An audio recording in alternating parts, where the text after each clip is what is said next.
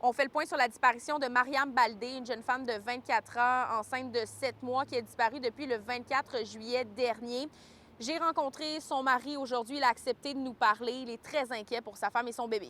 Depuis qu'elle a disparu, je passe des jours, j'ai des jours comme stressé, inquiet. Je ne dors que peu, je ne mange que peu aussi. Expliquez-moi un peu les circonstances. Comment elle est disparue?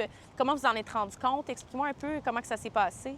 Là, c'était le jeudi le 24.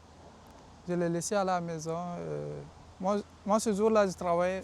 Je suis revenu vers 18h, 17h moins 18h à peu près.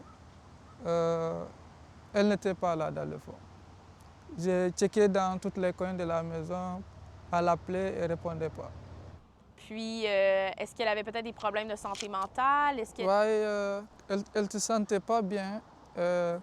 Comme vu que sa grossesse aussi, là, ça la fatiguait. Elle mange 5 minutes après, OK.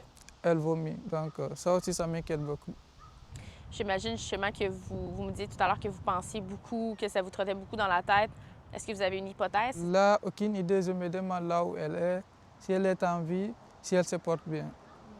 Le service de police de Saguenay nous confirme que l'enquête se poursuit malgré qu'il n'y ait pas de nouveaux éléments.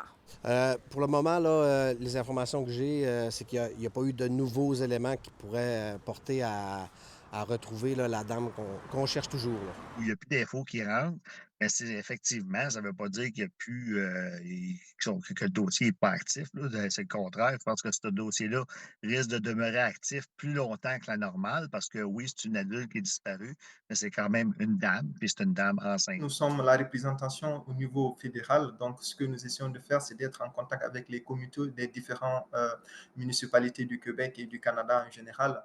Donc oui, évidemment, j'ai eu des contacts avec certains comités, mais jusque-là, avec le comité de Chagny, pour le moment, non. Nous essayons d'aider avec ce que nous pouvons quand la jeunesse arrive ici au Canada et qu'ils ne trouvent pas beaucoup de difficultés à s'intégrer dans la communauté canadienne. Le SPS rappelle de ne pas approcher Mme Baldé dans le cas où vous l'apercevez et de contacter rapidement les policiers au 418-698-6000.